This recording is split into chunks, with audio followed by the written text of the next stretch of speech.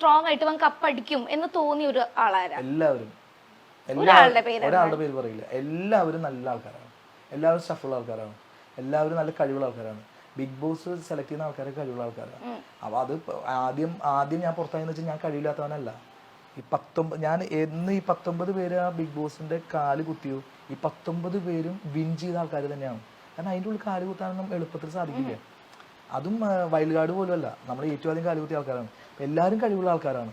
പിന്നെ കുറെ ഒരു 19 പേര് കഴിവുള്ളവരാണെങ്കിൽ ഒരാള് ഏതെങ്കിലും ഒരാളെ വീക്ക് ആയിട്ട് തോന്നിയിട്ടുണ്ടോ? ഇല്ല, എല്ലാവരും സ്ട്രോങ് ആണ്. എല്ലാവരും സ്ട്രോങ് ആണ്. ഇനി സത്യം പറയണേ, അതിന്റെ ഉള്ളിൽ ഭയങ്കര ഫേവറേറ്റ് ആയിട്ടുള്ള ഒരാൾ ഉണ്ടായിരുന്നോ? ആരായിരുന്നു? ജിൻഡോ. ആണ് ചേച്ചിക്ക് തോന്നിയിട്ടുണ്ടോ അത് പുറത്ത് കണ്ടപ്പോ? അതെന്തുകൊണ്ടാ? എനിക്ക് അവനൊരു കൂടപ്പുറപ്പ് പോലെയാണ്. ഭയങ്കര പാവാന്ന് തോന്നണല്ലേ? ഞാൻ അവന്റെ ഉള്ളിലെ ഹ്യൂമർ കണ്ടുപിടിച്ചത് ഞാനാണ്. ഇപ്പൊ എല്ലാവരും ഇപ്പൊ ഹ്യൂമർ അത് ഫസ്റ്റ് വീക്കില് കുറച്ച് സ്ഥലം ഉണ്ടായിരുന്നു, പക്ഷെ ഇപ്പൊ ഈ വീക്കില് ഭയങ്കരമായിട്ട് സെലക്ഷൻ കറക്റ്റ് ആയിരുന്നു. ഞാൻ പറഞ്ഞത് വളരെ ശരിയാണെന്ന്. ഞാൻ പറഞ്ഞത് വളരെ ശരിയാണ്.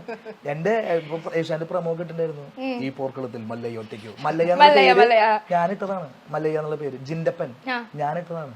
ഞാൻ സ്നേഹം കൂടുമ്പോൾ അവനെ ജിൻഡപ്പൻ എന്നാ വിളിക്കുക, മല്ലയ്യ എന്ന് വിളിക്കും. ആക്കെ പേര് ഞാൻ ഇട്ടതാണ്. അത് ഏഷ്യാനിൽ പ്രമോ ആയിട്ട് ഈ പോർക്കളത്തിൽ മല്ലയ്യ ഒറ്റയ്ക്കോ അതൊക്കെ പറഞ്ഞപ്പോ എനിക്ക് ഭയങ്കര സന്തോഷമായി.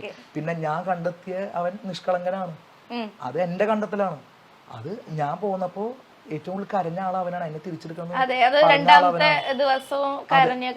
അപ്പൊ ഞാനത്, എനിക്ക് ജിൻഡപ്പനെ മുമ്പ് പരിചയമൊന്നുമില്ല, എനിക്ക് അവിടെ ചെന്നിട്ടുള്ള പരിചയമാണ്. അങ്ങനെ ഞാൻ അവനെ കൂട്ടുകാരനാക്കാന്ന് വിചാരിച്ചത്. ഞാൻ അങ്ങനെയാണെങ്കിൽ ഏറ്റവും ആദ്യം ഞാൻ ഫ്രണ്ട് ആയത് ഫസ്റ്റ് ദിവസം റോക്കി ഞാനും തമ്മിലാണ് ഭയങ്കര കൂട്ടായത്. പക്ഷെ റോക്കി ഞാനും തമ്മിൽ പിന്നെ ഭയങ്കര പ്രശ്നങ്ങളായി. അപ്പൊ ഞാൻ ഈ ഫ്രണ്ട്ഷിപ്പ് വന്നു പോയതാണ്. ജയിലിലോട് കൂടിയിട്ട് ഞങ്ങൾ പിന്നെ ഭയങ്കര ക്ലോസ് ആയി. എന്തോ എനിക്ക് അവനെ, പിന്നെ അവന്റെ ഉള്ളിൽ ഇങ്ങനെ ഹ്യൂമർ ഉണ്ടെന്ന് കണ്ടെത്തിയത് ഞാനാണ്. ഞാനത് അവനോട് പറയാം, നീ സീരിയസ് ആയിട്ട് പറയാം, പക്ഷെ എനിക്ക് കോമഡിയുടെ ഞാൻ അങ്ങനെ. അതേപോലെ അവന് എന്നെ ഭയങ്കര ഇഷ്ടമാണ്. ഞങ്ങൾ ഭയങ്കരമായിട്ട് തല്ലുകൂടിയുണ്ട്.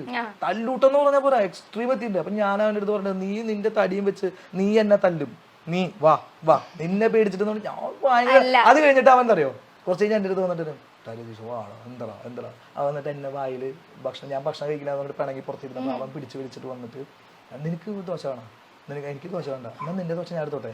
മറ്റേ സിനിമയിൽ സത്യമായിട്ട് അത് അവൻ അനുകരിച്ചതല്ല. അവനോട് നീ എടുത്തോന്ന് പറഞ്ഞു, നീ എനിക്ക് മേടിച്ചതാന്ന് പറഞ്ഞു. അത് അവന്റെ ഐഡിയ ആയിരുന്നു.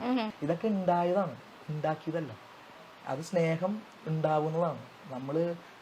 നമ്മളിപ്പോ സ്നേഹം ഉണ്ടാക്കാന്ന് വെച്ച് പോയിട്ട് കാര്യമില്ല. അത് അങ്ങനെ വഴികെ വന്നതാണ്. അപ്പോൾ എൻ്റെ മല്ലയ്യ എൻ്റെ എല്ലാമാണ്.